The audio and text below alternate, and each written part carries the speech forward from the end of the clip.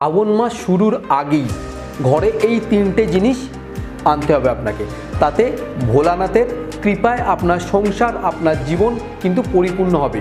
First হচ্ছে যেটা আনবেন সেটা হচ্ছে নন্দীর মূর্তি। মানে শিবের সব থেকে প্রিয় শিষ্য হচ্ছে নন্দী।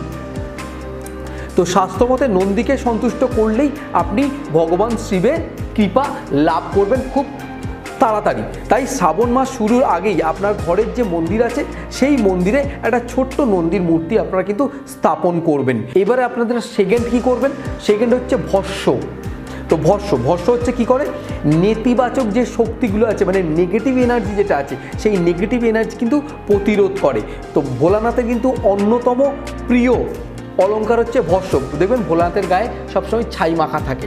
যে কোনো পবিত্র যজ্ঞ বা পবিত্র কোনো অগ্নিকুণ্ড থেকে, যে যজ্ঞ মানুষের ক্ষতি করে সেই যজ্ঞ থেকে কিন্তু আনবেন না।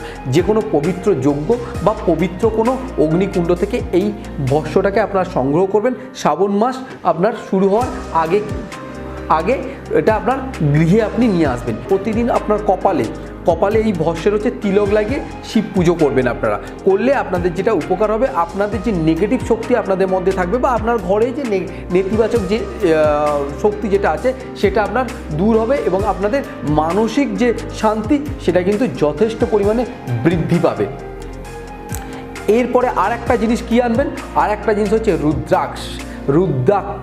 রুদ্রাক্ষ কিন্তু আপনারা ধারণ করবেন। সেটা হচ্ছে আপনার শ্রাবণ মাস শুরুর আগে করবেন। এই রুদ্রাক্ষ ধারণের কিছু পদ্ধতি আছে এবং সব রুদ্রাক্ষ কিন্তু সবার জন্য নয়। আপনাদের জন্মকালীন যে রাশিচক্র আছে সেই রাশিচক্র একবার একটু দেখিয়ে নেবেন, আপনার কোন রুদ্রাক্ষটা প্রয়োজন সেই রুদ্রাক্ষটা কিন্তু আপনি পরবেন।